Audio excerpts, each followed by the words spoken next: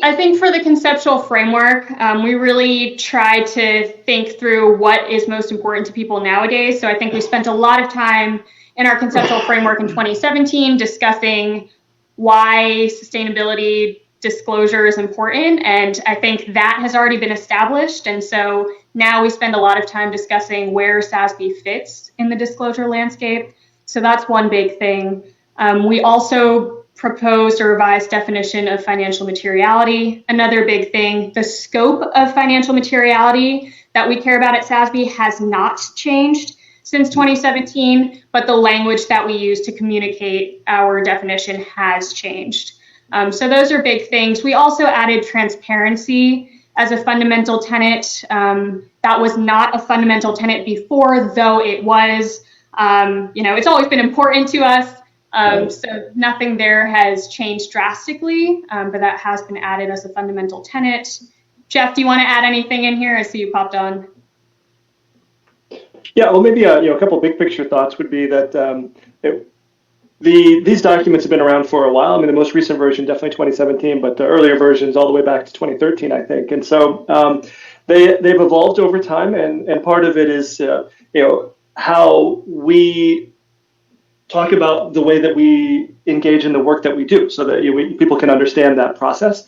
So part of it is around communication, and part of it is also around actually the governance of our activities, as well as the guidance of our thinking, rules of procedure versus conceptual framework. And so, I think a lot of this was meant to communicate more clearly to the marketplace around what we do and why we do it, and that means using some language that's more common today than it was maybe 5-10 years ago, as well as starting to reflect how we fit relative to other standard-setting organizations. If we use a word or a phrase, and most other organizations use a different word or a phrase, we should probably think about whether we should be using the same one. And if we use the same one, we should think about whether we should be using the same one if we actually mean something different by it. And so that's some of what we try to accomplish, is better alignment. We'll see, spoiler alert, that there's still some progress to go in that respect as well. But that's a bit how I think of it, sort of trying to clarify and simplify as well as align. Yeah, and I guess some of this is a moving target. You look at the incredible evolution of the Group of Five, the alphabet soup, IFRS, this whole global convergence is creating a real momentum that it seems like it's hard for us to even keep up with how we contextualize how we fit into this ecosystem. Well, that's right, and I don't expect this work to ever be done. I teach conceptual frameworks as part of my class, at the university, and one of the things I like to tell my students is that the early thinking on these conceptual frameworks in financial accounting were developed before Star Wars. Just to that's how old it is. It doesn't seem old to you and me, Kurt, but to other people, it seems like very old. But they're continuing to work on it, and it's just because, to your point, this is it's a moving target. Conversation, communication needs change over time, and we try to reflect that. Jeff, I may need to sign up for your course. My lack of understanding of it is obvious. So you're welcome. We won't tell anybody. Thanks, Kurt. All right. Thanks, Giovanni. All right. So let's dive into public comments. So as I mentioned earlier, the Conceptual Framework and Rules of Procedure 2020 exposure drafts with all of the revisions that we just talked about were published on our website for everyone to see and provide feedback on for the latter half of last year. And over the course of the public comment periods, we received 30 comment letters. Everyone who provided comments commented on the Conceptual Framework 2020 exposure draft, and many of those people also provided comments on the Rules of Procedure 2020 exposure draft. Most commenters provided comments that directly responded to many or to all of the 12 questions that we posed in our invitation to comment. And all of the comments that we received can be found on the Conceptual Framework and Rules of Procedure project pages on SASB's website. And I really do encourage people to read through the comment letters on our website because they are all so thoughtful and they bring such an interesting perspective. So thank you to the investors, the corporations, so many other groups, accounting firms, all associations. and so many others for providing feedback on the conceptual framework and rules of procedure exposure drafts. You all provided such a range of views for us to consider, and there was so much depth in each of your letters, and we really do look forward to discussing each and every one of your comments. But today, rather than going through each comment individually, I do want to provide a summary of the comments that we received. So I'll start by discussing each of the key themes that you see here on the slides, and then I also want to touch upon the comments we received in response to two key invitation to comment questions, one relating to financial materiality and one relating to the characteristics. Jeff, do you have Yeah, maybe before we jump into the themes, could we talk a little bit about just the number of comment letters that were received and the mix of the comment letters, maybe if going back a slide or so. So 30 comment letters, and maybe just some context around that. I mean, I know that there was targeted outreach as well. Conceptual frameworks are by their nature wonky, and rules of procedure are technical wonky, and so especially so. So I'm not too surprised to see the relative amounts, and if we were to contrast this with the IFRS Foundation's their consultation summary on creating a standards board, they got 500 plus comment letters, which so that's a huge difference in number, but just to put that a bit into context, the IASB wouldn't typically get 500 comments on a conceptual framework public comment period. They might only get 15 or 30 or something like that. So in some sense, there's just different topics, and so we should be thinking about it that way. But I wonder if you could talk a little bit about who we were hoping to hear, in terms of you don't have to get into maybe too many specific organizations, but in terms of the targeted outreach, how do we sort of think about this, and what do we hear back in that respect? Sure, yeah. So we reached out to a number of different stakeholders that we definitely wanted to hear from. We reached out to the Big Four, to IFAC, to a number of others. Maybe you can fill in the blanks there, Jeff or Brian. But we did hear back from everyone that we reached out to. Some provided off the record comments. So we did actually hear back from them, but their comments may not be reflected on our website. But we were really happy with who we heard back from, and it's a pretty even split, as you can see here, between investors and companies. And of course, we will continue to reach out to different groups of people, and so I think this is an ongoing, research in that sense. And so hopefully we can help bring the 20 and 30 closer together, and also hear from more, standard setting organizations. Jeff, just a little more to build on that. We always have some priority stakeholders in mind that we really think are experts in a certain topic that we might do some targeted outreach to. And it's fantastic when we get those kind of thoughtful, robust responses from those types of organizations or individuals that are true experts in a certain topic, like the conceptual framework or rules of procedure for that matter.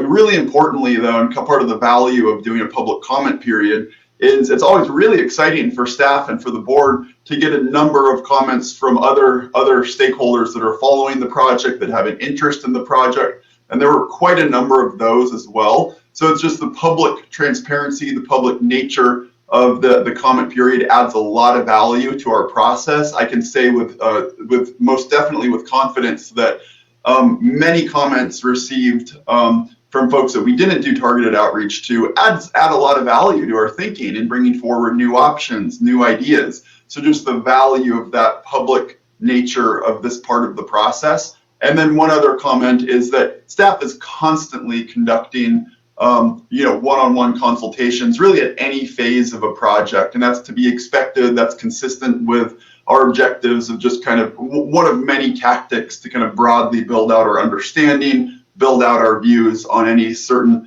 subject matter. And just given how influential the conceptual framework and the rules of procedure are for our standard setting process, the board can continue to expect those types of ongoing consultations to continue. One example is when a respondent, an organization that submits a public comment letter, provides a letter, we might have some follow-up consultations with them to really make sure we understand the nature of their comments, we're interpreting them correctly, we're asking follow-up questions, and so forth. So the comment period is, as you know, really, really important part of our process. And with that said, it's part of the process, but it's not the entirety of the process. Yeah, I appreciate the context there, and I totally agree with everything that both of you said. In my impression, we had really great, very thoughtful comments that we received, and it wasn't like they came only from one type of respondent, but it came from companies, associations, different firms, the investors, and so frankly, I was really pleased. It's always great when there is investor engagement, because I think historically in standard setting, it can be difficult to get investors to engage compared to the firms that are more directly affected by the nature of standards.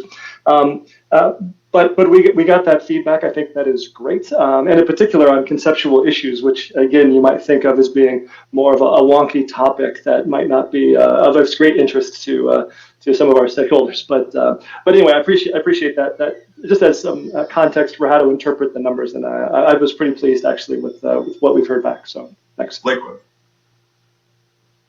Great, thank you both. All right. So let's talk through these key themes. All right, so the first key theme is support for the revision of the documents and the direction in which these documents are headed. The second key theme that we heard across all of the comments we received is encouragement for further clarity, more structural change, and scope changes. And the third key theme is encouragement for further connection to or alignment with the IASB. So let's dive into each of these themes a bit more. So for the first theme of support, I want to note that no letters we received questioned why SASB is revising the conceptual framework and rules of procedure, and all letters agreed with the general direction in which our revisions are headed. So for example, no one said that they did not understand why we wanted to make our documents more globally applicable. So on this slide, you'll see quotes from the beginnings of Bank of America's and KPMG's comment letters. If you do look through other letters, you'll notice that a lot of them start out like this. There was a lot of support. So this serves as a really helpful and positive feedback for us as an organization. It's especially helpful, I think, to get market confirmation or respondent confirmation on the direction in which these revisions are headed. Now, here's where we get to the constructive feedback. And do keep in mind, these bullets on this slide here are just examples. We received hundreds of other comments that could be showcased on this slide. But overall, the constructive feedback we received can be bucketed into three categories. So there's clarity, there's structural change, and there's scope.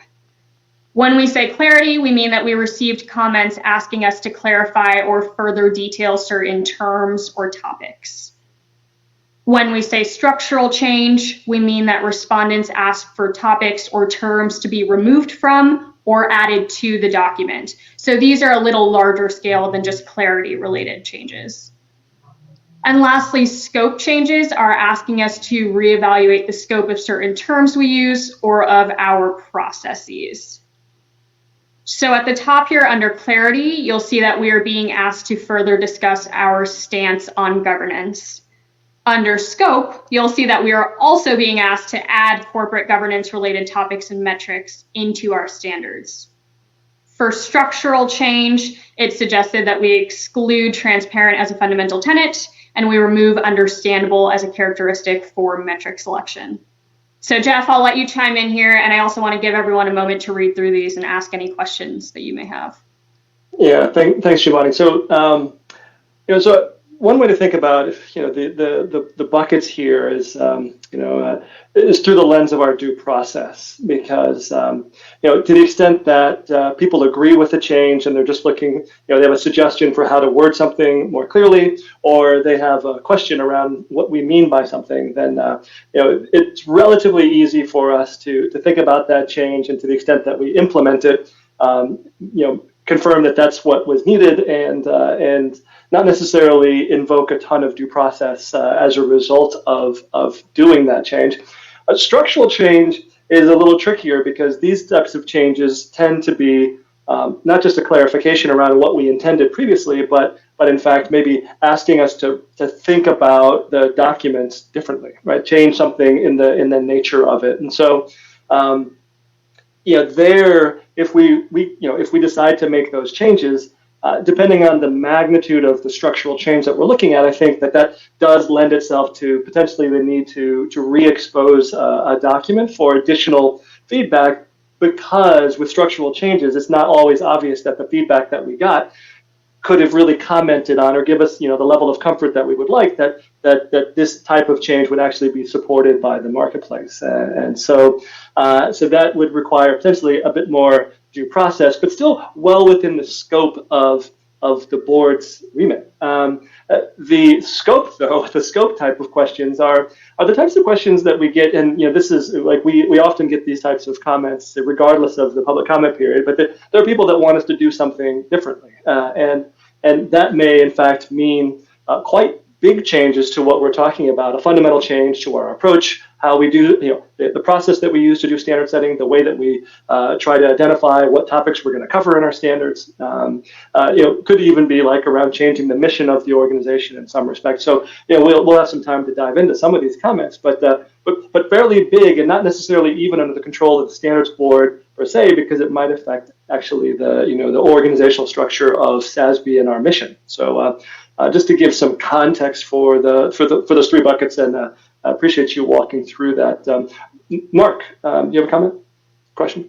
Yeah, Jeff, I agree with the way that you explain it. I was just thinking that some of the comments made on structural change probably also overlap with clarity, because I saw a number of comments being made like, be very specific on the objective that you have for the conceptual framework versus the objective of the rules of procedure, right? And I think, again, with my maybe IFRS experience in the conceptual framework is there to guide the board on its individual standard setting processes. Whenever you have an individual standard, okay, well, go back to the basic concepts, whereas rules of procedures is much more like the due process handbook, I guess, at the IASB, where you really lay out your the steps that you take in the process and the engagement that stakeholders have with the organization and the process. And I saw some comments made, and I had some sympathy with them, saying sometimes that there is a bit of overlap in two of the documents, which I don't know how you would classify that, Jeff, whether you would say that is structural change or whether it is actually just providing more clarity as to the objective and the purpose of both documents. Yeah, it's an interesting point, Mark. I hadn't really thought of it like this way before, but clearly clarity, structural change, and scope are related, and I think they're like directionally related in that you can clarify without having the other implications, but it's very difficult to have a structural change or a scope change that doesn't sort of embody the categories above it in a sense. So there's a bit of a hierarchy here for sure. And in terms of the documents, if we were to, and we can, I know that there was we asked specifically a question around whether the documents are appropriate and complementary, and so it's definitely something that we're going to be thinking more about. We can certainly comment on some of the feedback that we got on that whenever and however Shivani wants to lead that conversation. But it's a good question, and I think it seems to me a bit more like a structural change of the documents as opposed to maybe a scope change if it's just really about clarifying it.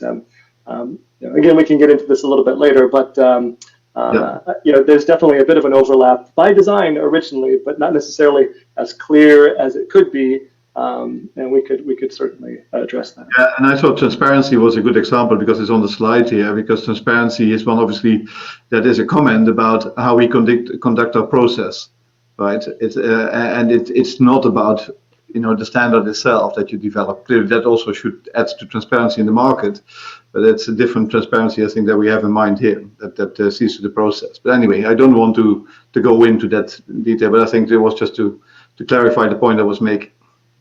Yeah. Thanks, Mark. Kurt?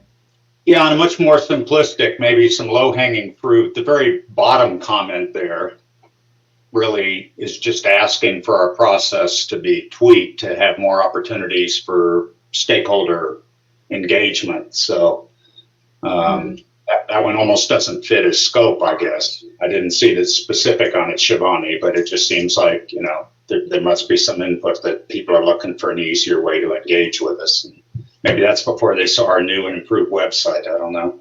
Sure.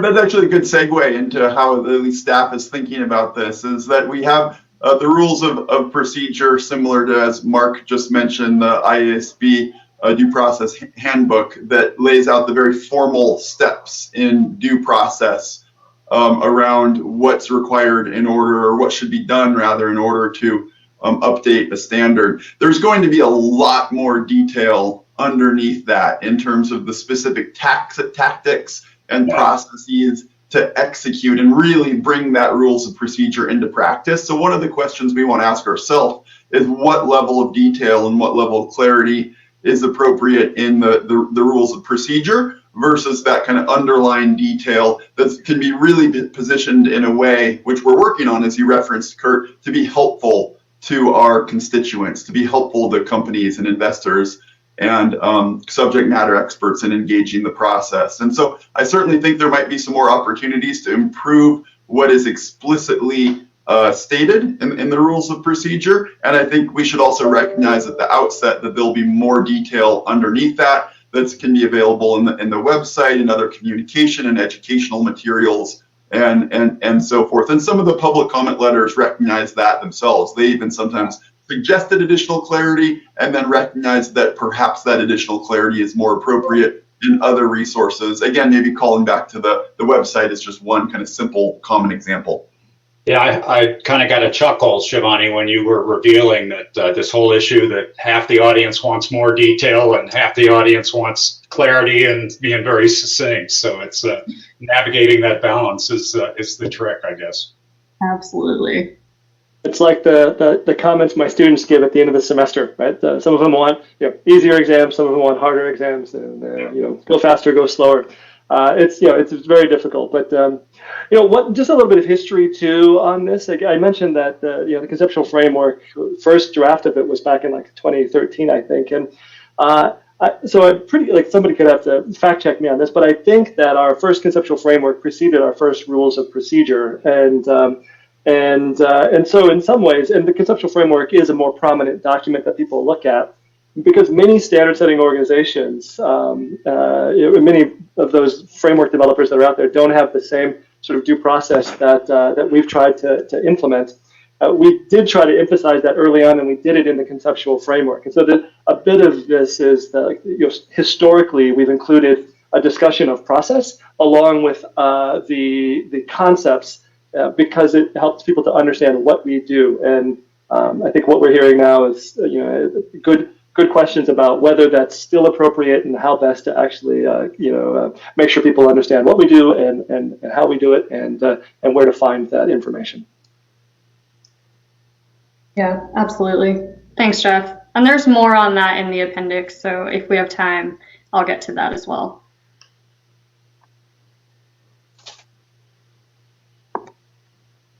Just trying to advance the slide here. All right. So one thing that I do want to note is most of the clarity and structure and scope related changes that feedback that we received would get us closer to aligning with the IASB, but many respondents explicitly suggested in their comment letters that SASB align more with or connect more to the IASB. So on this slide, you'll see that theme and a sample of comments that we received relating to that. So we received a number of comments asking that SASB's conceptual framework be more aligned with the IASB's conceptual framework. We also received comments asking that SASB's and the IASB's definition of decision useful be aligned, for example. So I'll give you all a moment to read through these and then feel free to ask any questions or share any thoughts that you guys have.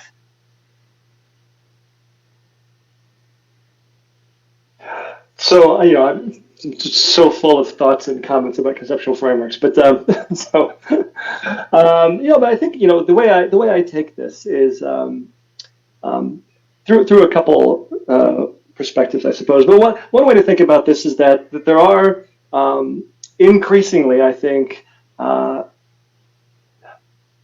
stakeholders that are representing the financial accounting, traditional corporate governance, a perspective that hasn't necessarily been 5 or 10 years ago really interested in the work that we're doing, and so they're coming into the conversation and very interested in trying to connect back to the perspectives that they're used to, and that makes a lot of sense. And there's been a lot of good work that's been done in financial accounting by the ISB and by the SASB, actually even before that in the U.S. And so I think that's, it's both understandable and I think also appropriate that we try to think about how we're aligning with more traditional ways of thinking about a conceptual framework for financial accounting. I do think that one of the challenges here is that we're trying to accomplish something which is to communicate to all of our stakeholders. And so we do have a lot of people that are interested in sustainability information that aren't necessarily accounting experts per se, and so may not, that language, may not be the language that they're used to hearing either. And so we're trying to bridge a gap here. And I think the other challenge is that that we are trying to do something that is a bit different than what financial accounting standard setters are trying to do as well, where they're thinking about in many cases thinking about the boundaries of financial statements, what's going to go into a statement of financial position, a profit loss statement, and so thinking about things that can be measured in currency units, measured a particular way, and that's important, and they have a good conceptual framework for doing that. Some of those concepts I think are very useful for us, but we also have other things that we're trying to do, because we have to capture measurements that aren't going to be easily or even appropriately measured in currency units, for example, and there may be more than one performance metric needed to kind of capture a topic that's of interest. And so I think this is a bit of what we are understanding better as a result of this public comment period, the need to do a better job of connecting what is the same, what can be the same, and maybe where there's some gaps there as well. Lloyd. Well, and Jeff, maybe you can expand, and Shivani as well, on sort of the practical output of this process will be a document, but it seems like there's a real, almost a slider or a trade-off here. On the one hand, we could write a very short, succinct, SASB-centric document that says, this is what SASB is, this is what SASB does. At the other end, we could write a document that really strives to align well with a multitude. There's this incredible proliferation of standards and statements. And so it seems like we can't do one or the other. We do have to find a middle ground. And you guys have been working this process for a while. And so I'm curious what you've observed and where you're coming down on where do we strike that balance? I think we'll get into a lot of this with next steps, because we do plan to outline some of these larger, perhaps more strategic questions, like with the IFRS consultation, do we want to wait to hear what they've received and to see what they do, or do we want to continue to revise these documents based on that? So we'll definitely be somewhere in the middle, but I think there's so many larger questions that we have yet to answer as an organization. And once we answer those, so in the coming few months, then we'll have a much better sense of where we're landing between those two extremes. Right, because SASB is changing as well. Absolutely. That's right. So I have a thought on that. Mark, I wanted to give you a chance if you wanted to jump in on this, or you had something different.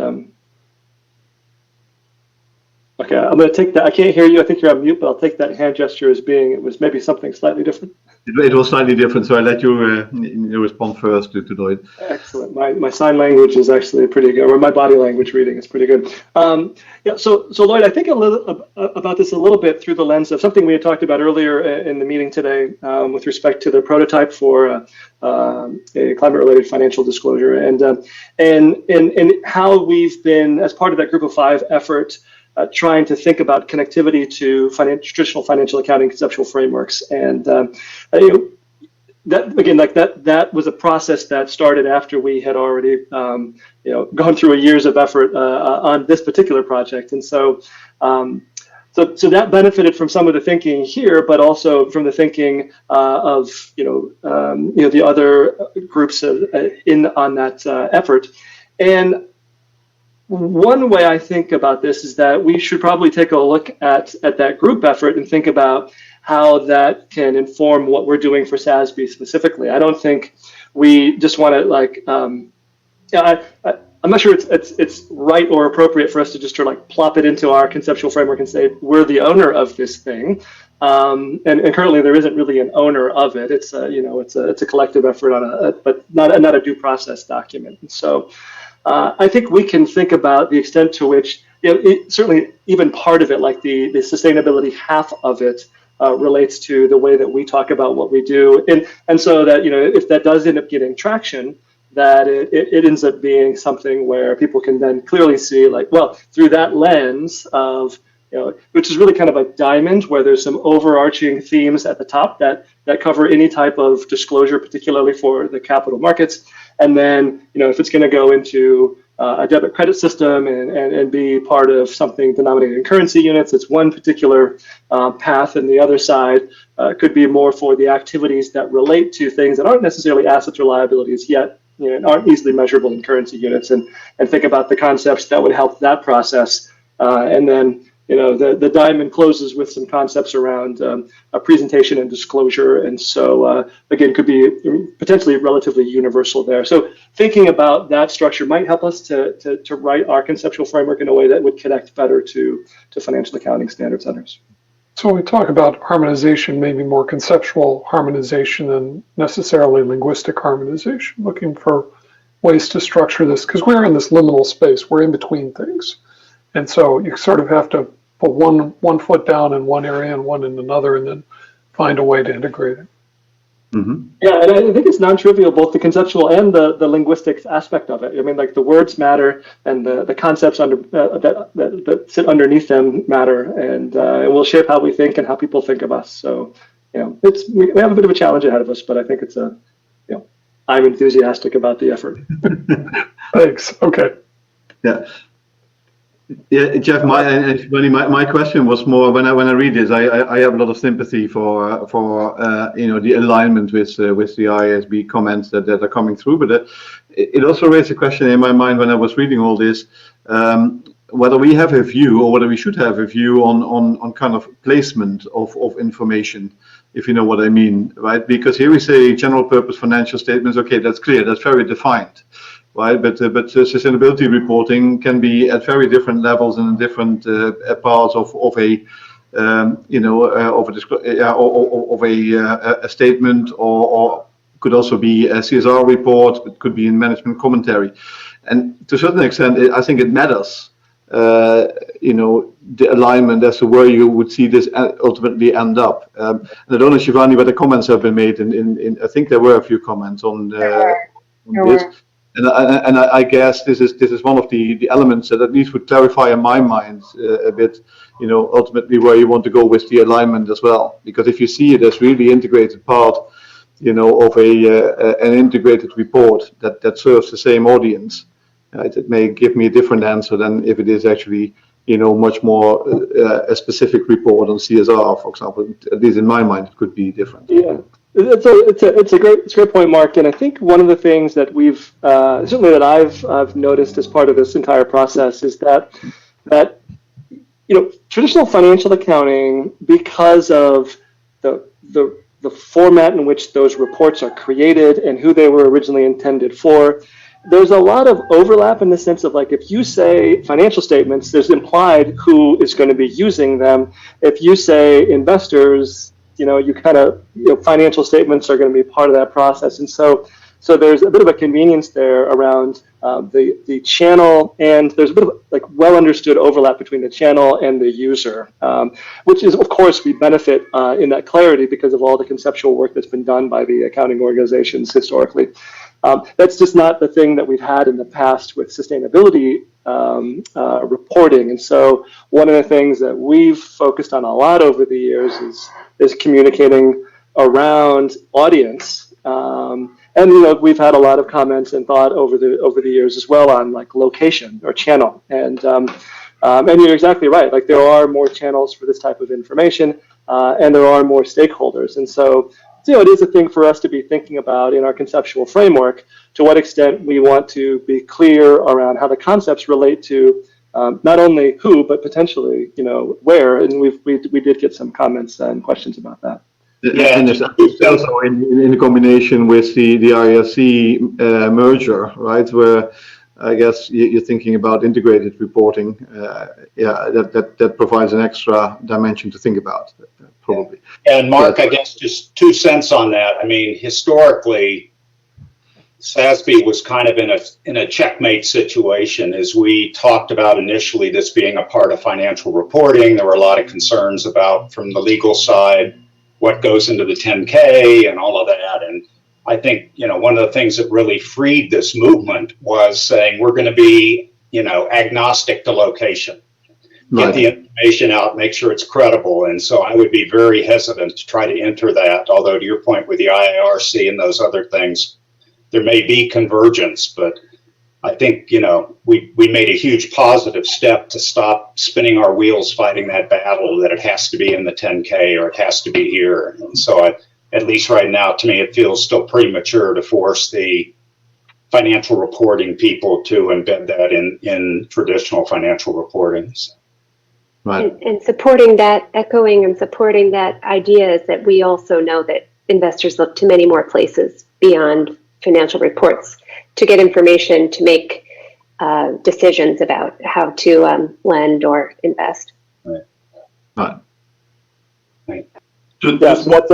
Oh, go ahead, Brian. Yeah. Sure, just one follow-up observation from spending a lot of time reviewing the comment letters that I don't necessarily want to take for granted. And this is, I think, the direction that you were going, Jeff, is that there was an overwhelming clarity in the responses around the understanding that the investor is the primary user and that the SASB standards are designed to solicit information that are connected to enterprise value creation.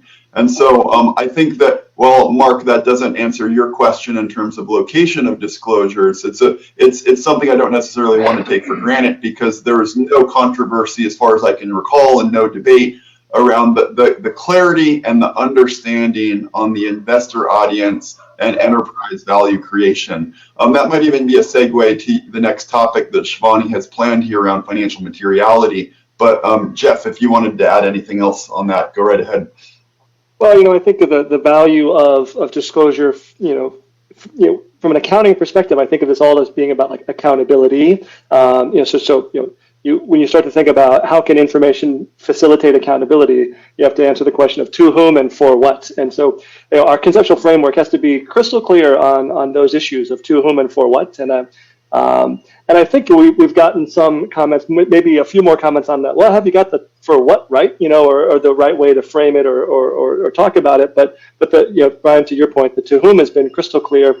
But to Mark's point as well, the importance of the location, in some ways can also be thought of as ease of use, usability. It can be thought of as in terms of like the quality of the information that's likely to, the controls that go into it and assurance. And so to that point, like we did get questions also around how we might think about making sure that the information that comes out of using our standards is also of high quality. And so I'm thinking about some of the questions around assurability, for example. And so as I think about the questions people might have around location, to me, there are also questions around assurability and where and in what ways do we try to make sure that we're providing guidance for those who are implementing our standards and our guidance to be able to produce the type of information that investors need. And so, some of that can come through application guidance. Some of it can come through other best practices that we might put out there and showcase. But some of it for sure is going to be in the way that we think about what are the types of topics and metrics that are going to lend themselves to high quality disclosure. And so, just to say, like, point well taken, Mark, that we do need to be thinking about not just to whom and for what, but how we can make sure that it's usable and high quality. Jeff, do you have a follow-up, Mark? Go ahead, Mark. No. I was just going to agree, because that was the point I wanted to make. I didn't want to put it in a certain direction. It's just that we take the topic and think about it, and partly triggered by the fact also that we talked briefly about the European exercise, right? That is actually thinking also about how to structure and where this information needs to come. Right, and I think certainly if SASB centers are going to play a role in that context as well, I think we need to give it thought. That was the only point. Thanks. Absolutely. Yeah. Thanks, Mark. Maybe just before we turn to financial materiality on the next slide, Jeff, I'm glad you raised the application guidance, because there were comments received that are not only feedback for us to consider around the conceptual framework, but then more directly around the application guidance, just noting that staff receives so many questions from companies as they're looking to implement the standards or in the process of implementation around these aspects, not just location of disclosures, but more specifically around the governance, internal controls, assurance, and so forth. And so we do take positions in the application guidance, for example, around how disclosures should be, or the controls that oversee disclosures and govern disclosures should be substantially similar to those used for financial reporting. There's an interconnection and interplay here between the conceptual framework and the application guidance, but I think us kind of keeping this theme in mind and trying to be really clear to avoid conflating the two documents, and it's going to be important as we carry forward and think about some of these comments that related to really both the objectives of both different documents. Yep, absolutely. Thanks, Brian. All right, let's get to financial materiality. So, as we were hoping would be the case, we received a number of thoughtful responses regarding our proposed definition of financial materiality. These responses fell into these three main categories. So the first category is that our proposed definition is strong and perhaps could use some further revision, so more clarity related feedback. The second type of feedback we received was that SASB's definition of financial materiality should further align with the IASB's definition of materiality.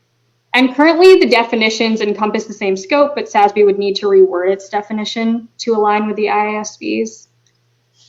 And lastly, we received a couple of comments stating that we do not need to explicitly define financial materiality from a SASB perspective, because it is already defined by other organizations, or it's alluded to within our objective of being decision useful.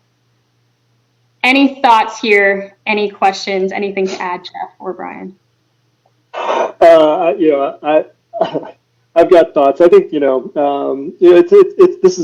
materiality is always a big kind of thorny issue. So I'll actually I'll hold back on my thoughts. I'm curious to hear what Mark and Dan have to say. Thanks. So yeah, my head was swirling as I was reading through all these comments. This is not my first rodeo with materiality, but it occurs to me, I think the categories that you hit on are pretty well right. They were sort of the same ones that fit in my head. I mean, CCR's letter said, do what TCFD said, recognize that materiality is defined by jurisdiction. EY's letter said you don't need it at all, and I'll get back to that. CalPERS said align with the IASB, and PwC said align with either the FASB or the IASB. Note that the FASB and the IASB don't align today. They did, and then the FASB changed it.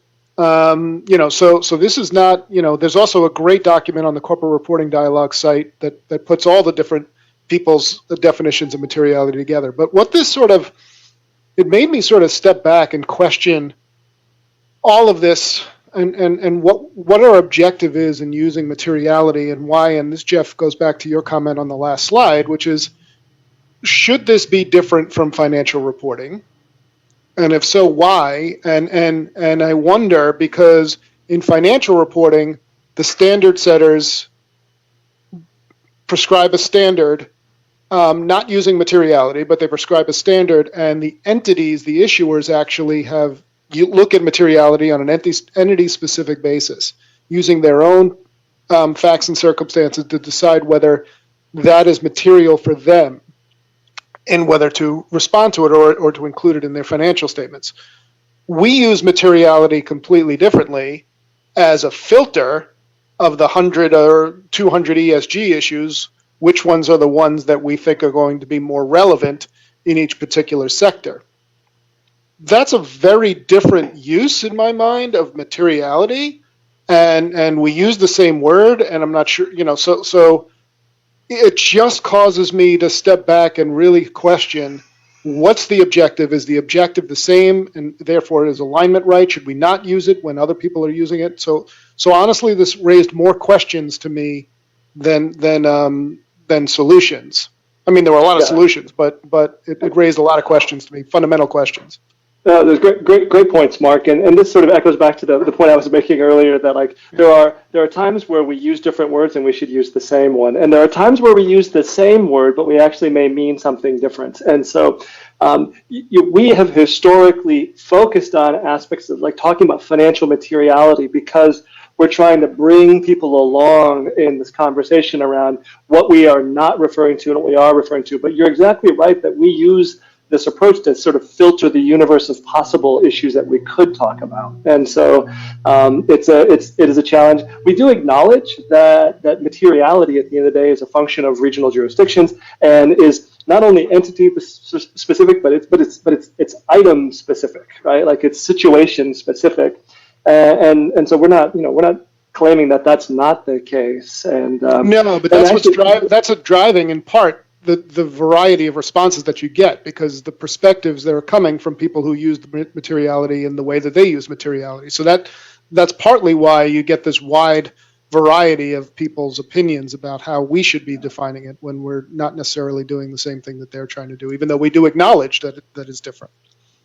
Yep, it's a great point. Yeah, we don't use relevance. Which the financial accounting standard setters do focus on. He's like, we're going to focus on what's relevant, and then materiality will play into whether or not you actually have to kind of comply with the rule in a sense. But I don't think we had the ability, probably historically, to just say relevant and have people know that what we meant was something that relates to financially material sustainability information. Whether we're there yet or not, I think this is certainly part of what the conversation's going to have to be, and I'll be curious, like what the board opinion happens to be about this, individual opinions, and as we dig through this, it's a big important question. Dan, you've been hanging out here for a little while, so I do want to make sure you get a chance to chime in.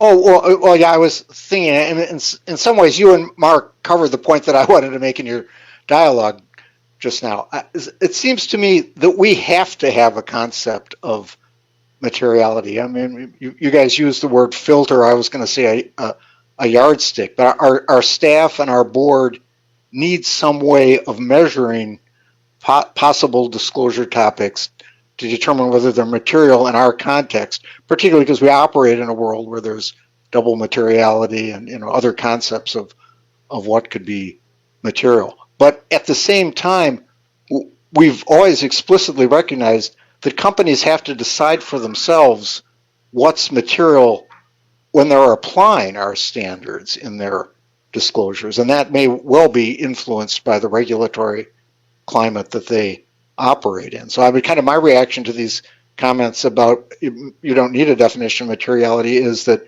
while they're certainly phrased as something structural, maybe we need to address them through more clarity and emphasizing the fact that we can't dictate to companies what's material for them, but we have to have a filter, a yardstick, a strainer, whatever you want to call it, to determine what we're going to put in our standards and what we aren't. Yep. Mark? Yeah, my comment was actually very similar to Dan's, but I must say that concept, which I think saw back in the comment letters from CalPERS and ICGN, in kind of this hierarchy of we determining what is financially material from a standard statistics perspective, and then the company still deciding whether they comply or not, depending on how material it is for them, is not a notion that I had picked up clearly from reading the conceptual framework. And so maybe it is something that needs some further clarification. For sure. Right? Just on that, like we do say that we try to identify topics that are reasonably likely to be financially material in a given industry, and so that is trying to acknowledge that it's industry, like that it's situation specific, but that given the nature of business, there are going to be topics that are more likely the sort of thing that an investor would want to know about. It might be expected that this is the sort of thing that a company might be doing. And even if you aren't engaged in this sort of activity, in my view, sometimes that's still decision useful for an investor to be able to say, oh, well, this is one company that stands out in an industry is not facing those types of issues. So I actually think decision useful information relates sometimes to something that's not necessarily material from a company operations perspective, because it's sort of suggesting that they are not engaged in an activity that other firms might reasonably be, peer companies might reasonably be engaged in. Yeah, I had two more points, if I may, and sorry, and then I'll step down a bit because I'm speaking a lot today. But the other point that I picked up on from reading the comment letters was, I think, a request for explaining more of the double materiality concept, even though we're not on the other side of the materiality. But I thought, especially if you look at the climate related disclosure paper that the five, including us, developed, there's an excellent explanation of, I think, how at least the dynamic materiality works. And didn't see it here, but Shivani, for sure, I think that's something that we probably need to take into account, whether there is something to be said there. Because that was especially true if, to the extent that we settle on concepts in a way to articulate them, then it's likely to have a longer shelf life in a sense. And this conversation has moved so quickly that I do kind of wonder if there's going to be a better phrase for a similar concept in 3 to 6 months. And I don't if so, we want to be a little bit careful around things that aren't inside of our scope, so we don't define them, but that people talk about them. But I totally take the point that it can be very helpful for scoping what we do by comparing it to what we don't do. I think, at least what I've heard, Jeff, that there is also in Europe quite sometimes a misunderstanding of exactly what it is that we cover, which is more than people give us credit for. And I think that's why I think it is important to kind of have that whole spectrum. And I at least found this very useful. And the last point I was going to make or ask, I thought there was, in similar vein as Mark, I think the head starts spinning when you see all the different opinions. Probably it needs some further paper that develops the pros and cons of the different approaches that are being suggested, because I don't think there was a kind of a one prevailing view on materiality. So maybe that's something that we will see. I don't know how the process works, but that we may see back at the board at some point. Absolutely. We still have a lot more to do in terms of synthesizing, digesting, distilling the feedback that we've gotten. Brian, just to give you, were you going to jump in on something that Mark said? Yeah, I was going to ask kind of a dumb question of how far apart is our definition from IASB's? Is that a big leap, or what's the essence of the difference? No, I think the definition for materiality is not that different from what the IASB uses. I do think that, and this goes back to the conversation with Mark Siegel, that they have one paragraph or so on on materiality. They don't use the term financial, but they have one paragraph of materiality in their relevance section. But relevance is the primary characteristic that they're really focused on, and so that, I think, I actually take that as being like the bigger disconnects to aligning with the IASB, which also I think is kind of the bigger point than this and what's on the slide right here. So great, thanks. And Kurt, that was explicitly acknowledged in a number of the responses as well, in terms of how we drew heavily from the IASB definition. But with that said, I think, short of diving into it here in this discussion, I think one of the topics for the board to really keep thinking about is around how our definition of financial materiality is very much based on the concept of enterprise value. And I think that's maybe even what you were starting to get at a little bit earlier, Jeff, and that that can potentially create some more options in terms of how we could think about approaching this and structuring this in the conceptual framework. By acknowledging that, really what we're getting at here, what we really want to understand is enterprise value creation and destruction. And we think of financial materiality as a concept, as useful concept for the staff and the board to think about in this, what you referred to as filtering, but really underneath that, or kind of a step further than that, is enterprise value creation. So no immediate solutions there. I just think that that's going to be part of probably part of the solution and how we can keep continuing the conceptual framework forward to make sure that we're clear. Awesome. Thank you all. How are we doing on time? Should I go into characteristics, or would you prefer if I jump to next steps? Jeff? Brian, do you have a view? I think we can take a couple minutes on characteristics, and then I don't think we should spend more than 5 to 10 minutes before shifting over to the infrastructure agenda item. Perfect. Sounds good.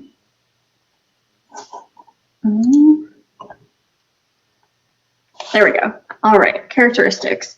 So again, received a range of feedback for characteristics. Unsurprisingly, we received a lot of feedback on individual characteristics that respondents felt should be revised or removed, or in the case of distributed, reintroduced.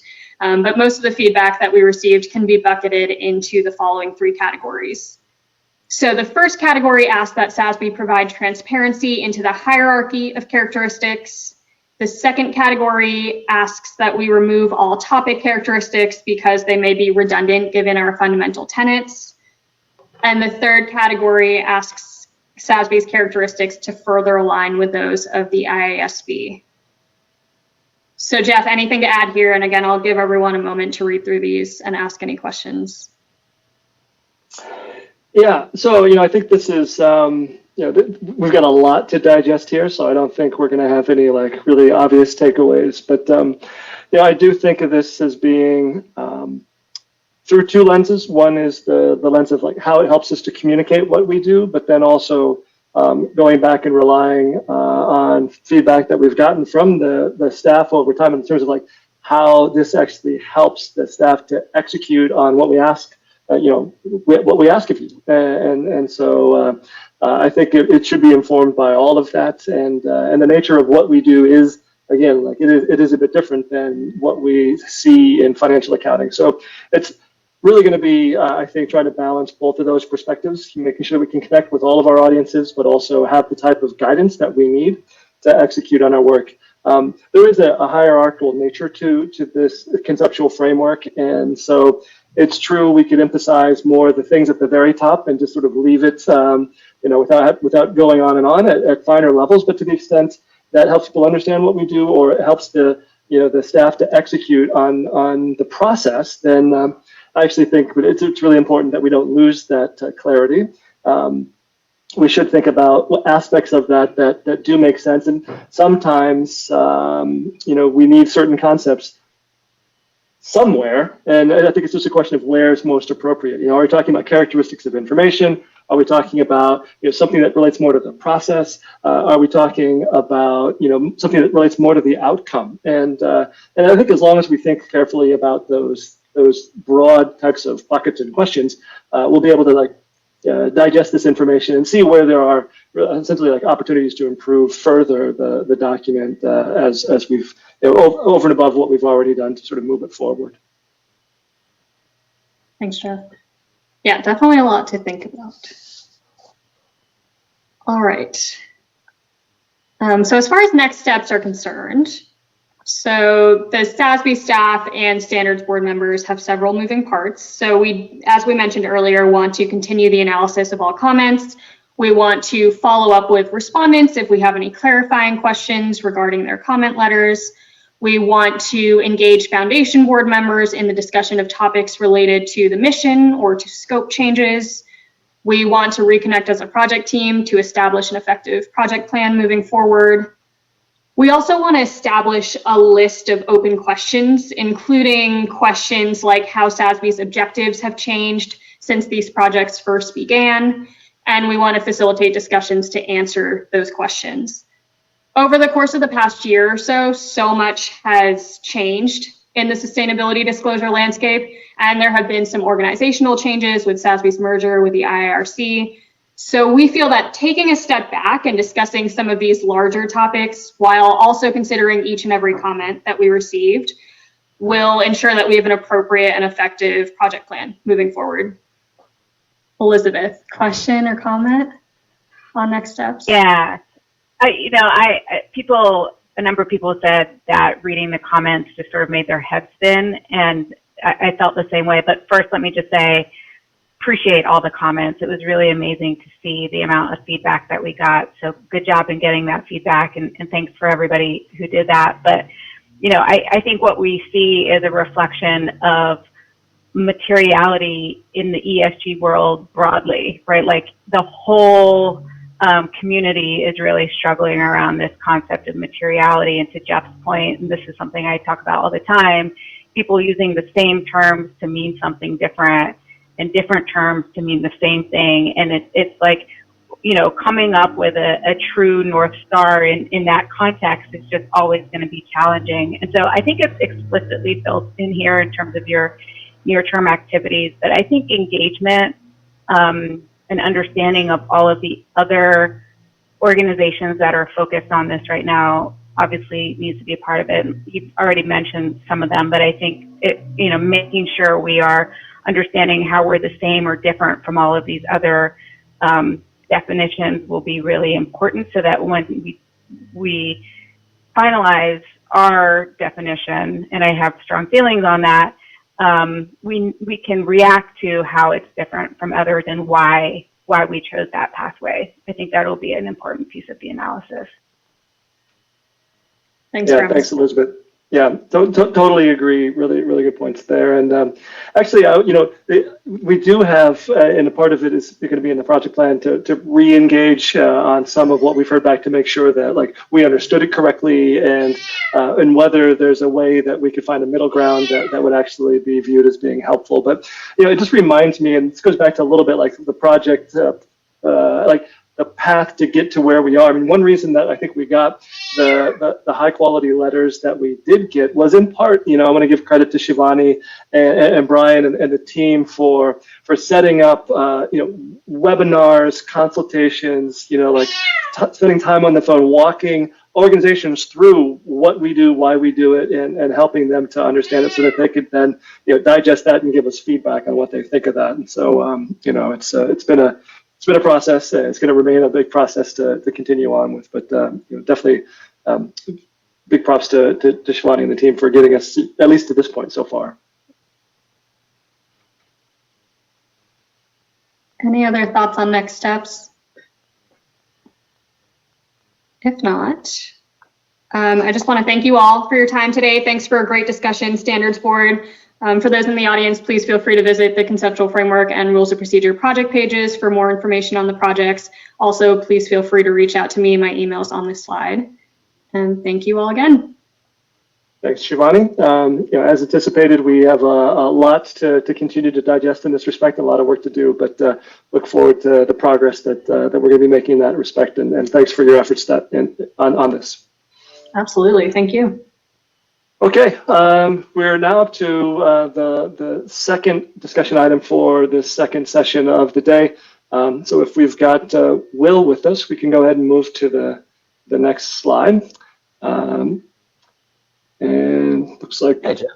There we go. Hey, Will, how are you? Doing all right, thanks. How are you? Great. Thanks for joining us today. Looking forward to the discussion. Yeah, well, thanks for the opportunity to address the board. Looking forward to this. So really just wanted to kick off and say today's session, we'd like to provide an overview of staff's research that was included in the staff memo to the board on 3 early stage research opportunities in the infrastructure sector. The staff believes are potential priority issues based on preliminary research and consultation, and really to understand the board's interest in and questions on these opportunities as staff considers future project development. Now, staff is not asking the board today to make a project decision, nor are we looking to the board to make a prioritization decision.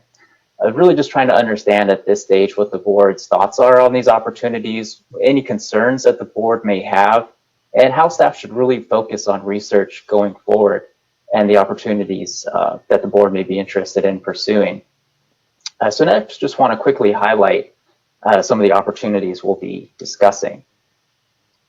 And so the first opportunities, 2 opportunities that you see here relate to considerations around internationalization of the standards. while the third opportunity relates to an emerging issue that staff has been monitoring over the past few years. Those opportunities are first on renewable energy policies and electric utilities, second on the incorporation of end-use efficiency into business models of electric, gas, and water utilities, and third on healthy buildings and real estate. We'll then quickly recap and we can go over next steps. Now, staff would like to address each opportunity individually. Staff will provide a brief background on the opportunity and then would like to leave the majority of time that we have for board discussion. So why are we discussing some of these issues today? And really the reasons behind that, staff has received and collected market feedback, reviewed related literature and publications, and analyzed SASB disclosures to understand these opportunities, all of which indicate that there may be some concerns that could be potentially addressed. Now, before we begin with the individual opportunities, I just wanted to ask if there are any questions on our objectives or the structure of this session. Okay, hearing none, let's go ahead and let's begin with our first opportunity on renewable energy policies and electric utilities. So in the electric utilities standard, the greenhouse gas emissions and energy resource planning topic states that companies in this industry can reduce greenhouse gas emissions from electricity generation, mainly through careful planning of their infrastructure investments to ensure an energy mix capable of meeting the emissions requirements set forth by regulations and by implementing industry-leading technologies and processes. Now, within this disclosure topic, the accounting metric that you see here measures a company's regulatory risk as it relates to fulfillment of renewable portfolio standards. And real quickly here, a renewable portfolio standard is a policy mechanism to increase energy production from renewable sources. Now, staff has received feedback from several companies and industry groups in countries in Asia and Europe without renewable portfolio standards that this specific metric does not apply and indicated that this metric may lack an international focus. Staff would like to note that other industries outside infrastructure also include references to renewable portfolio standards, and there may be opportunities to consider globally applicable terminology as well. Now, this disclosure topic may therefore not contain a complete set of metrics. The different renewable energy policies have been implemented globally, such as feed-in tariffs. And according to one source, 143 countries have some form of renewable energy policy in place, but not all have implemented renewable portfolio standards.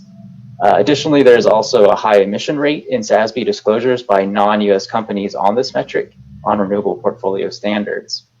So we're thinking about this feedback and the research that we've done, what are some of the things that we could consider here?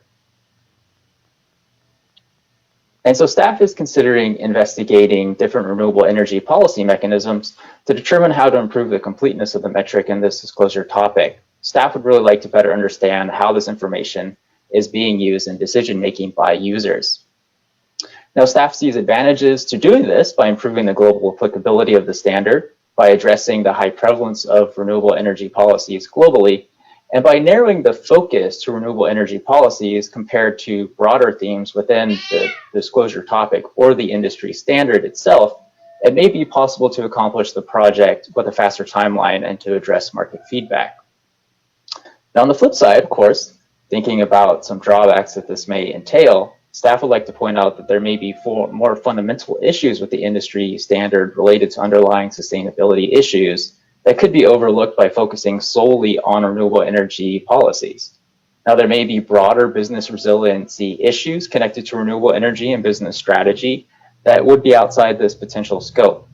Further, the structure of the industry as scoped in the standard may be a point of consideration as it relates to the type of regulatory environment in which a utility operates, essentially thinking about here differences in regulated and deregulated markets. Additionally, this may impact capacity depending on the avenue taken to address this, may require periodic reassessments as renewable energy policies evolve and change globally, leading to a potential ongoing need of staff and board's time. Now, having gone over this opportunity, staff would like to now pose a few questions to the board. And really, staff is seeking the board's input on their views on the research collected to date, as explained in the staff memo to the board, any concerns that the board may have in pursuing this early stage research opportunity, especially considering the potential scope, as well as how staff should focus research and consultation going forward for a potential possible project on this. So I'd like to turn it over to any questions or comments the board may have here. Thanks, Will. I'll kick off. So I'm supportive of this project. I liked your presentation. I like the focus on the global applicability improvement and focus on a climate metric, which is very much in demand and supportive of interest. And I could really see how this could enable companies to better meet their goals for TCFD aligned reporting with providing more applicable and useful metrics for global companies. You pointed out the number one concern here, which is the ability for the metric to be sufficiently inclusive of something that's continuously evolving and not just in one jurisdiction, but in multiple jurisdictions and potentially across federations or constituent states or provinces. So my question for you, Will, is do we have an example from another industry where we've created a metric or designed a group of metrics that has that flexibility built in? I personally don't love the idea of periodic projects constantly coming back to the board to be updated when, China gets a new policy or Denmark gets a new policy that's different from the EU. I'm making things up here. Yeah, thanks, Verity. No, I think that's a very valid question that we definitely need to consider in pursuing this if we decide to do that. And looking at the solar technology industry, there we have a descriptive metric that essentially asks about risk and opportunities related to energy policy. And so that leaves sort of this broad opportunity to report on how any number of different policies may be creating these opportunities or risk to a solar technology developer. So that could be maybe a model that we might want to consider and thinking about moving forward with this. I think we'd have to balance that with trying to understand the decision usefulness of that and really ensuring that we're including elements there that may be important enough. Maybe there are quantitative measures that are important to include in this. So I think that would be something really interesting to think about and pursue. Brian, were you going to jump in on that? I'll just maybe very briefly share one other example. Thinking about the hazardous waste topic that we have in a number of industries, including a specific metric on hazardous waste. We have the concept there of hazardous waste, or in the metric specifically hazardous waste generated. And sometimes it gets into amounts recycled as well. We did engage a lot with the board in the past around revising, really shifting that definition of the term up a level to be flexible based on the jurisdiction that the company operates in, and we got comfortable with that. Now that's a little bit of a different situation here because it was about jurisdictional flexibility in defining a specific term. Here, I think what we might be thinking about is something more along the lines of what's the kind of higher level principle that sits above renewable portfolio standards that could then capture a range of policy mechanisms. So it's a little bit more challenging, but maybe, and Will, if you have any further thoughts on this, maybe there's an opportunity to establish, a clear principle around the kind of range of policy mechanisms that are used in the world that can still lead to that kind of comparable, useful data, which is one of the concerns we just want to have in mind when we're elevating a level to more of a principle. Yeah, thanks, Brad. I think fully, I think we need to peel back the layers of the onion a bit on these different policy mechanisms, understand the landscape, what's going on. It's continually evolving. Policies are phased in, phased out. And so really trying to understand, as you were saying, the principles of these and what they aim to achieve and looking for those commonalities across those. Well, this is Bob. I might chime in here. So first of all, in terms of interest, I think this is a good topic to pursue in the view that, the technology within this sector and industry is changing rather rapidly. And therefore, as those change, certain things become more important. So I think we should continue to look at this. So it's a good topic. I think number two, Brian's comment is good on, are there some stand back base metrics, regardless of wherever you are, that can be universally applicable.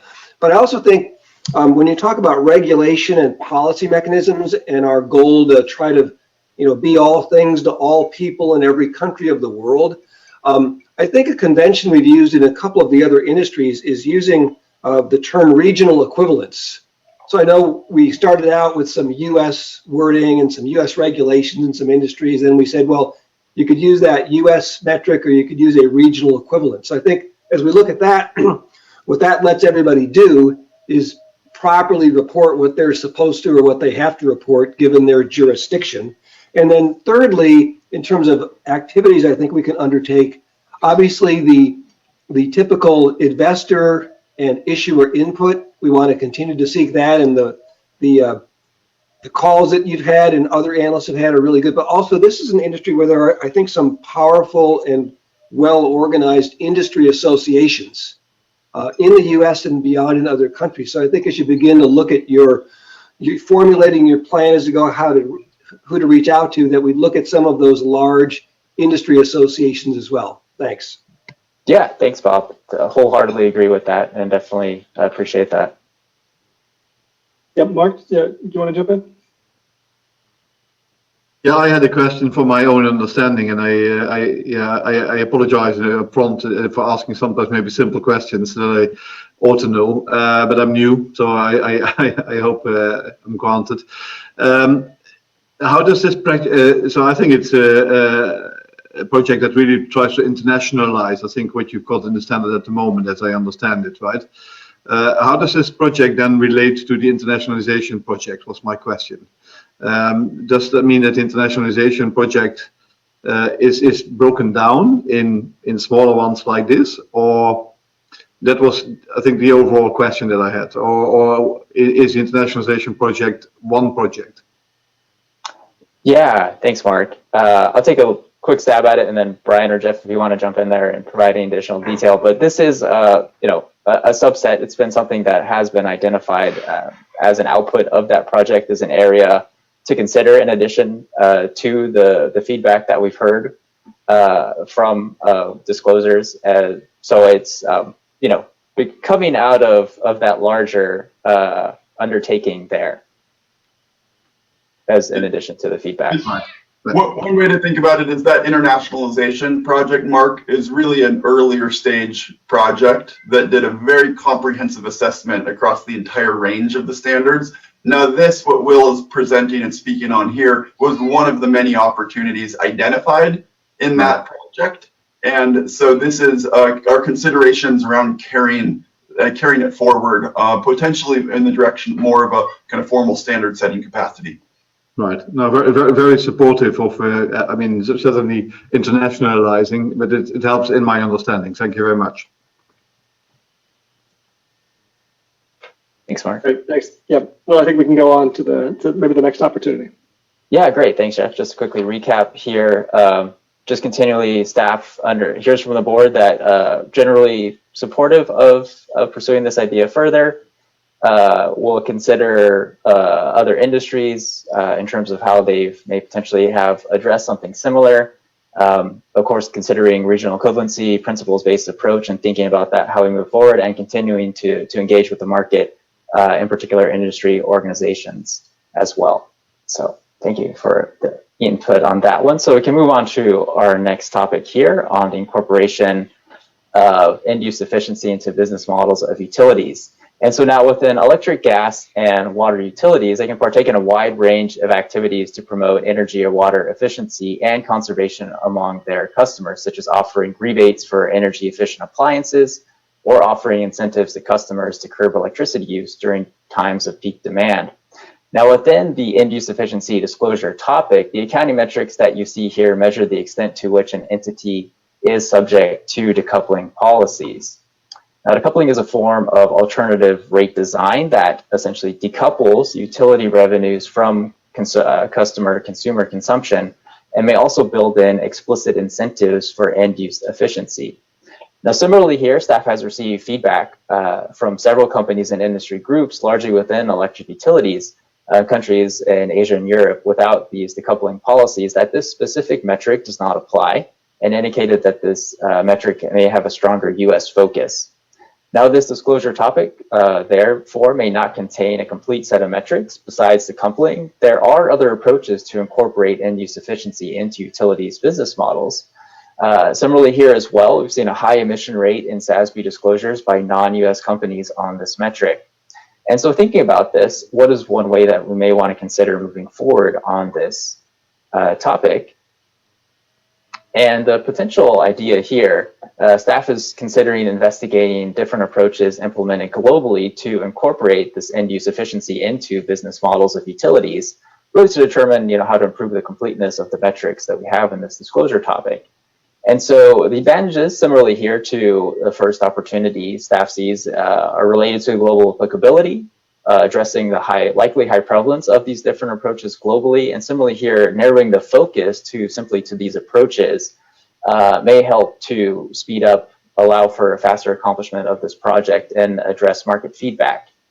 Similarly here as well, thinking about this, staff would like to point out that there may be more fundamental issues with the industry standard that could be overlooked by simply focusing more narrowly on these types of approaches, and that the regulatory complexity really here could suggest that other scoping options may be more adequately addressing some of the underlying issues that we're seeing here with this. Again, thinking about regulated and deregulated utilities, also acknowledging here the complexity and variation and approach that could exist to the incorporation of these end-use efficiency approaches is a broad undertaking in and of itself, despite the intended narrow scope of this. And so this could also impact the timeliness of a proposed solution and staff's capacity as well. And so having gone over this opportunity, we'd like to pose the same set of questions to the board to see what their input is in terms of the research collected to date, any concerns, and focus going forward on this. Lloyd, I see you. Yeah, well, maybe if you could maybe clarify a little further. It seems from a financial or an investment perspective, you really want to know where a company stands with respect to energy efficiency, almost regardless of how they generate the efficiency. So one utility might decide to build a bunch of solar plant. Another company might decide to outsource the solar plant. So if the choice is narrow scope or broad scope, it just seems to me the instinct should be to go broader scope so that so the investors can see the whole picture, and that utilities probably should be thinking about it that way, that they should be not worried quite so much about how do we look on this one metric, but what does our overall business mix look like? So I guess that's where my sentiment is anyway. Thanks, Lloyd. Yeah, that's helpful. Definitely, issues that we can continue to think about and debate as we move forward and collect more research on this. I might just add in really quick, Lloyd. A lot of our consultations in the past with companies within the industry, including some of the major industry associations, EEI, for example, that Bob referenced earlier, have been about kind of the competing kind of trade-offs among sustainability issues within the industry, especially when you include issues like affordability, which is a topic within the industry. So when we think as directly as possible about this topic that Will is bringing forward, this end-use efficiency topic around how regulated utilities are just working with regulators to design their rate structures to improve resilience, improve cost of capital and so forth. In the face of increasing energy efficiency, it's really completely impossible to not think about that in the context of also the GHG emissions disclosure topic. And I think that's part of what you're getting at here, just how interrelated these sustainability issues are. I think that can, that doesn't necessarily have to prevent us from focusing on like a single metric for improving, international applicability, for example. But your point is a really good one, that everything within this industry is very, very interrelated. Yeah. Well, and nobody loses if you can, in an economic way, make your utility more efficient. Customers can get lower prices. It's probably environmentally better. And investors like efficient utilities better than inefficient ones. So in the end, I think all the incentives point in the same direction, but it would be a mistake to myopically focus on just one spoke of that wheel. Yeah, this one to me is a little more troublesome.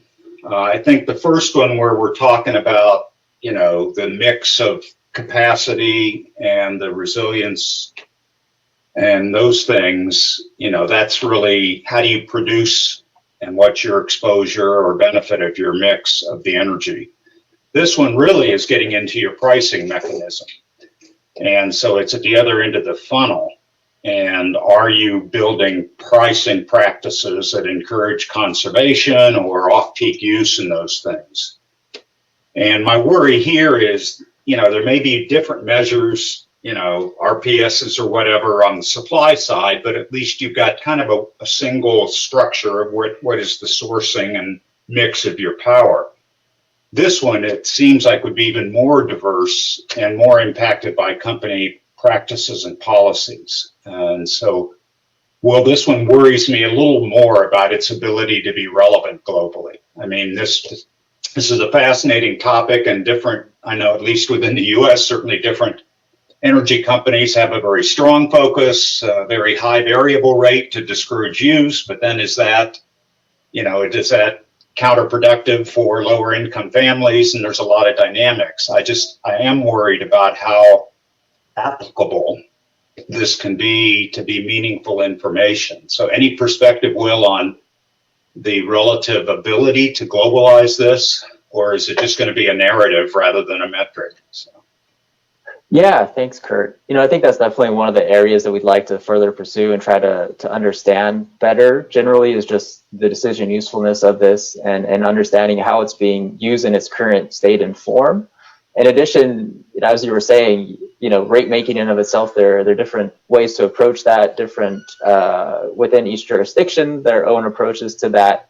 And so, there is a lot to delve into just within that one topic. And then thinking about this even broader, of course, that is just kind of one slice of the pie, and that there are any number, as you were saying, company practices, policies that may be in place to promote this end use efficiency among customers. And so, that is the even within kind of this narrower scope of it, there is a lot to potentially look into, to dive into. And really trying to understand, what it is, which of those are providing that decision useful information to do it. So, I definitely think that this is an area for staff to consider going forward and continue to research and try to understand, some of the more dynamics of that and which of these different types of mechanisms or approaches may be really driving that decision making. Yeah, I mean, another piece of the puzzle is how are customers that are partially off the grid treated from a pricing perspective. I know there's current debates these days about whether people that generate their own power are getting a free ride, or are they actually, as Lloyd had mentioned, using their capital to help out the power companies. So it's a very tangled area, and it seems, and I guess I'd be more interested in kind of a landscape description than going for a solution right now, because this one, I think, could be highly different country by country and even state by state. So this one seems like just better understanding how deep a water this is would be useful. And it's certainly a moving picture. Texas, the big debate about did the solar people help us or hurt us, blah, blah, blah. And that really gets into the same thing of end use behavior and whether that, is insightful for company value. Thanks, Kurt. Yeah, definitely a lot more to consider here and a lot more consultation and research to do to help us really get a better grasp and handle on what it is, that we may need to pursue with this. So appreciate that. Thanks, Kurt. Are there any other questions or comments that I can address on this one? Okay, well, maybe just to quickly recap. Definitely an understanding here of thinking about the broader scope of this and the decision usefulness that may provide to investors. Thinking much more here about, as Kurt was mentioning, just understanding the landscape a bit better, continuing to do that. Staff will continue to pursue the understanding there and try to provide that analysis to the board at a later stage. So why don't we go ahead and move into our third and final topic today, which is on healthy buildings in the real estate industry. And this is an emerging issue that we've seen here in the topic of healthy buildings. And a healthy building, just to quickly define here, as defined by the World Health Organization, is a space that supports the physical, psychological, and social health and well-being of people. Now, the design and maintenance of buildings can impact tenant health and productivity in a variety of ways, such as through indoor air quality, thermal comfort, and lighting. Now, tenants may design and construct lease spaces according to their operating needs, meaning that their operations can impact the health of those living, working, shopping, or visiting the properties. Now, while the sustainability impacts are often generated by tenant operations and activities, real estate owners have an important role in influencing some of these tenant sustainability impacts. And we're seeing there's a growing body of evidence that suggests that this emerging issue may be of greater significance than is currently represented in the real estate standard. And staff has been monitoring this issue over the past few years, and it was discussed in the industry research brief published in 2016. Now, staff has received market feedback from a few companies and investor subject matter experts in North America that healthy buildings are an area of this growing significance, as well as additional research that seems to support this. And feedback provided has referenced the ongoing global pandemic and its impact on the industry, in particular around considerations related to building ventilation, which is part of SASB's ongoing monitoring of the impacts connected to COVID-19. Now, this suggests that there may be more to consider than is currently covered in the industry standard with regards to the qualitative disclosure reference in the metric you see here, which includes in the scope of the discussion on a company's approach to measuring, incentivizing, and improving sustainability impacts of tenants related to the impacts of properties on tenant health, including indoor environmental quality. And so, considering this feedback and the growing significance of this issue, what are areas where staff can continue to pursue to research? And so, staff believes that there may be value to conduct research more publicly on these following issues. First one here being to understand sustainability impact, continually seeking to better understand the sustainability impacts associated with healthy buildings, such as the impacts related to indoor air quality, thermal comfort, and lighting. Two, to really understand the drivers of financial impact here. We'll continue to seek to improve understanding and gather evidence on the financial impacts of these healthy buildings on the real estate industry. Here, looking at the financial impacts on, but not really limited to, necessarily to rent prices, asset value, and return on investment. And third, understanding user interests, continue to understand the data that's being used and desired by users to inform decision making. And lastly, understanding the relevant industry certifications and regulations. So continue to build our understanding of these various schemes and regulations in the industry. And so very similarly here, staff would like to ask the same set of questions to the board in terms of their views on the research included in staff's memo, concerns if any of the board may have, and focus going forward on consultations and research. We're just going to go, we can go in order. I'll start. So, you know, I'm definitely intrigued by the issue. I was very interested as I was reading the materials, and I've certainly seen organizations pop up. I think you hit the nail on the head with some of the areas to continue to research. Obviously, the user interest is going to be important. Obviously, you know, how the financial significance is going to be important too. One area that popped up in the memo was sort of how is this being measured and managed by property owners today, and the data reliability around that would be something that I didn't see explicitly in there, but I'm sure it's implied somewhere. So maybe you could talk a little bit about that. Yeah, thanks, Mark. You know, definitely due to the growing significance of this, you know, there is more and more data being collected that we're understanding by real estate owners. There may be some considerations too, depending on the size of an organization. So maybe that the larger organizations may be in a better position to collect some of the data that may help inform decision making here. So that will definitely be a consideration that we would want to have going forward. You know, some of the information shared related to really the development of this, you know, in terms of understanding eco-efficiency a number of years back, is that this is, you know, evolving to a point where it's becoming an area where more and more owners are collecting that type of data similarly, but still an area of growing understanding from that respect. Okay, look forward to learning more. Thanks. Thanks, Mark. Well, I think that I might be saying the same thing Mark is saying, but I think as you do your research, my view is some of this healthy building activity is already being reported by a number of companies for their own marketing purposes or whatever. So I think it'd be interesting to look at what is the state of the reporting, and then many times that may be outside of CSR reporting. Sometimes it's in there, and then begin to look at what seem to be the major certifiers or people that they allude to as certifying their buildings, et cetera. So just looking at what's used, because the metric right now is it's a very good quantitative base, request. Tell us about such and such. And if we begin to look at that, I know we've not been in the position to necessarily recommend any particular, organizations as it relates to certification. But I just be interested as you do your research is what is the state of play already in terms of disclosure about this healthy building topic.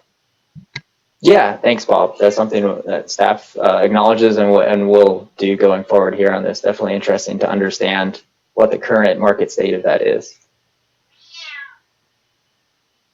Thanks, Will. My question has to do with whether this is actually the right industry, in that how much of the healthy building activity is in the control of the real estate owner versus the tenant. I think you alluded to this in your memo a little bit, but I could see this potentially having similar issues as in the food and agriculture industry, where we found that some of the activities that we were trying to measure were actually, a different part of the supply chain. So is this actually a downstream issue, or is this a material impact that the real estate owners can actually control? Yeah, thanks, Stephanie. That's a great question, and definitely something that we've heard some feedback on, but I think it's definitely something that we should continue to consider and really, who has that control over it, as you were saying. From understanding with some very initial conversations around this, that there are some elements of that. When you think about building design with ventilation, for example, and how owners can influence that. Definitely an area of consideration there. But you're right, really trying to understand that management of the issue from the owner versus tenant perspective. Wholeheartedly agree, definitely important that we keep that in mind as we go forward with this research. Great, thanks. Thanks, Stephanie. Suzanne? Yeah, and just a brief comment from me. This is not an area of expertise for me, but I have recently been made aware of a benchmarking tool that exists in Europe that's called GRESB. So you might have come across that. Otherwise, I will send it to you, Will. So this is one where private equity property owners definitely are competing amongst themselves to match that benchmarking, and that one does not include, and that's my point, does not include the health dimension. It's only from an environmental energy sanity check. So certainly one that where it could be latched onto, if anything. But that could be an interesting one. I think it is an investor-led, and I think it came out of Luxembourg originally, if I'm not mistaken. Yeah, thanks, Suzanne. Brian, would you like to maybe speak to the historical interaction with GRESB? Yeah, sure. I'm glad you brought GRESB up, and I think we can even tie them back to the earlier questions from Mark and Bob and Stephanie. Very, very familiar with the organization, and we've had the ability to engage with them for a number of years here, and they've really been constructive for helping our thinking around the development of the real estate industry standard. Coming back to this issue specifically, a little bit of historical context here is that they actually created what they called, I believe, a pilot module that supplemented their kind of core assessment that was primarily around energy and water. The pilot module was specifically around health and well-being. I think, if I'm not mistaken, they did that starting back in 2016 and 2017. I'm not sure exactly where it stands today, but I do know that they have significantly grown the number of real estate owners who've started to respond to that module. And like you said yourself, Suzanne, that is designed for investors, produce assessments and ratings that are designed to be useful for investors. So that really gives us a lot of running start for data and insights into the level and nature of investor interest. So I think that does kind of start to tie back to some of the questions that Mark and Bob and even Stephanie raised, just around how this is a quickly developing, quickly maturing issue within the industry. It's come a long way just from my own observations in the last 5 or 6 years back since we developed the provisional standard. Maybe one other data point, I think something that Bob raised around certifications is there are a couple of increasingly large, sometimes even international certification bodies in this area. The Well Building Institute is a good example. Fitwell is another example. I think there's a more recent standard called Reset. All these are standards designed for buildings to help measure, and standardize or certify health and well-being type impacts. So I'm really glad you raised that, GRESB, Suzanne, influential kind of ratings and assessments organization designed for investors within the industry.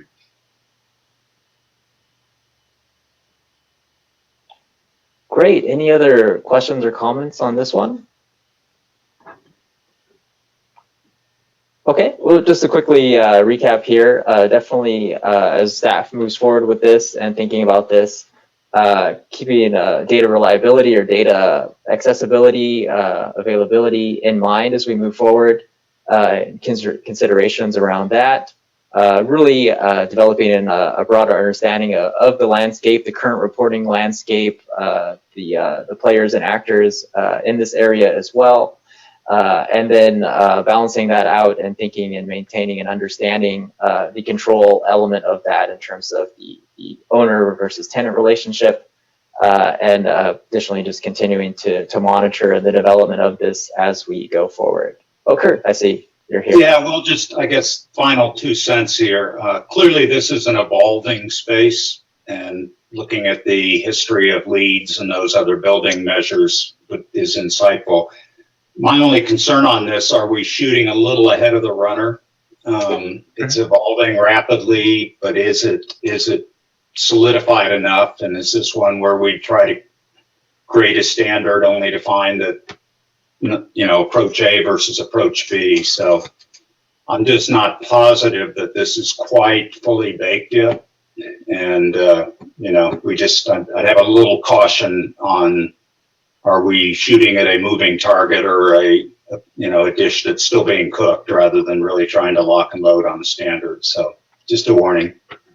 Yeah, no, thanks, Kurt. And that's actually a great segue into the final question that I'd like to pose to the board with the last few minutes that we have here, is really, without asking for a prioritization decision, but as Kurt, as you just mentioned, really trying to understand if there are any views here on the prioritization of this set of opportunities. And Kurt, hearing your comments here about, making sure that we understand the landscape, considering that going forward, just want to hear from the board if there are any other thoughts related similar to what Kurt mentioned here with that.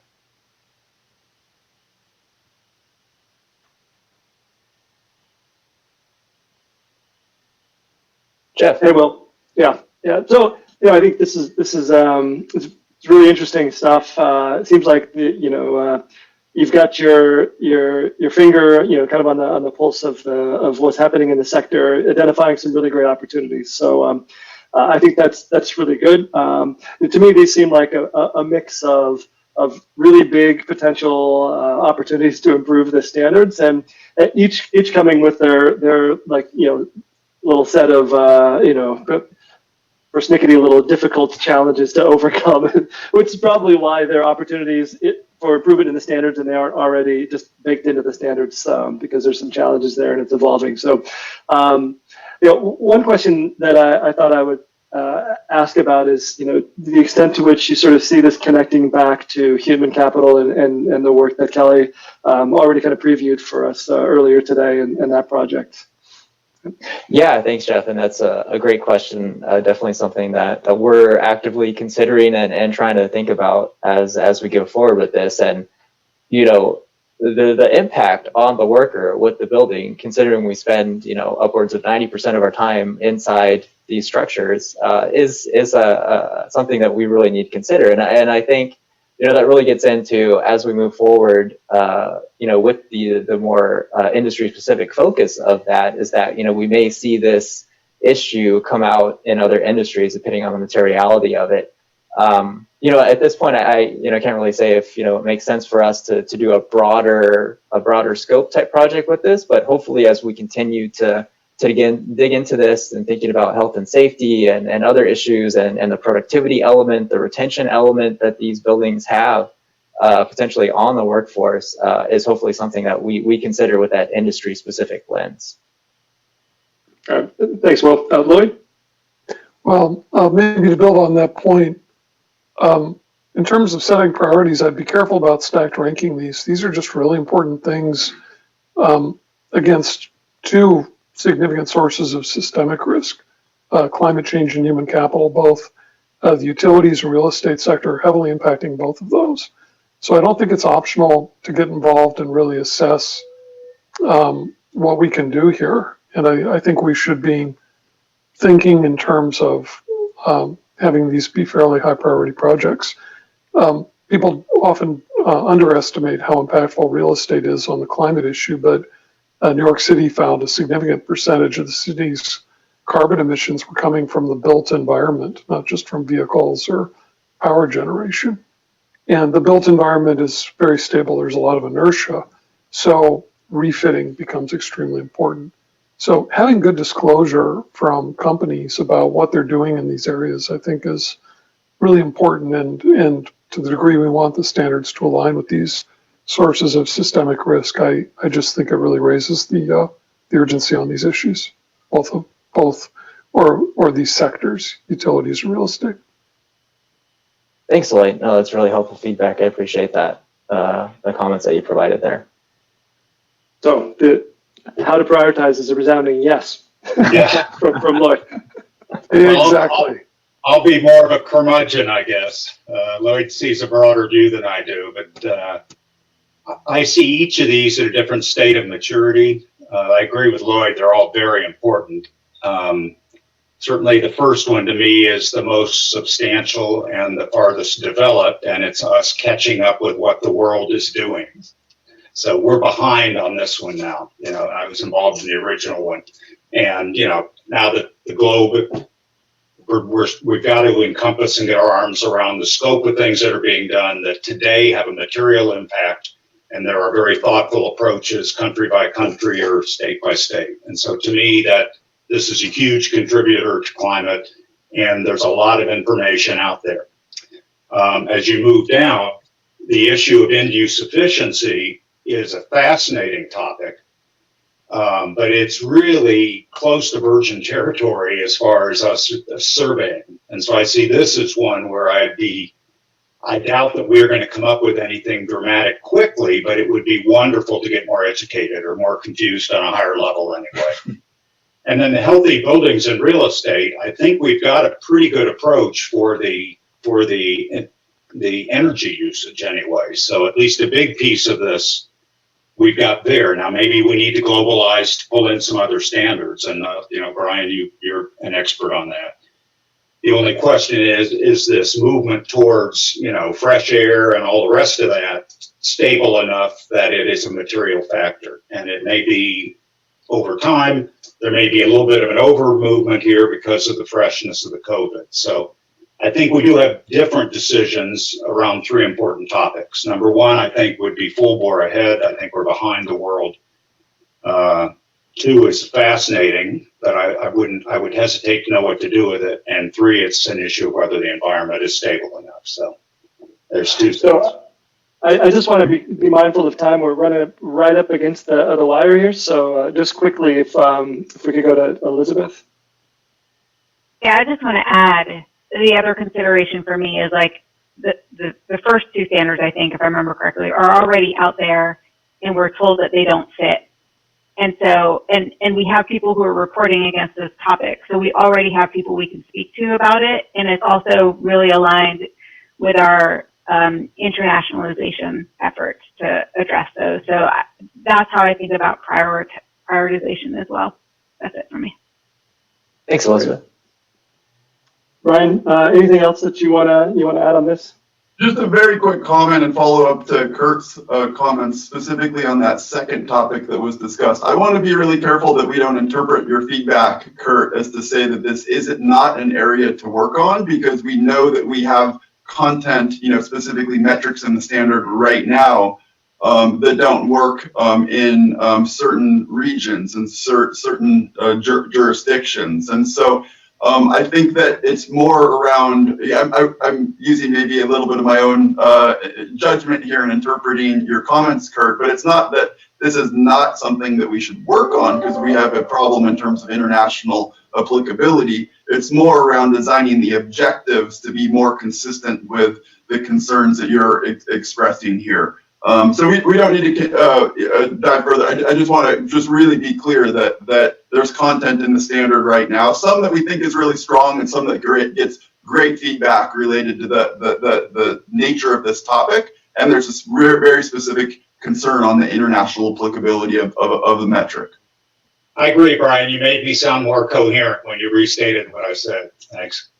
Great, thanks. I think not for right now, but would really love to keep hearing from you, Lloyd, on that third topic that Will brought forward, especially. I mean, talking expert investor view, and one that knows the real estate industry well. And so, I think that could be a good chance for some follow-up conversations that can help Will out in carrying this work forward. So that's all for me. Thanks, Will and Jeff. Thanks, Brian. Thanks, Brian. Oh, Jeff, please. Anything else, Will, before we wrap?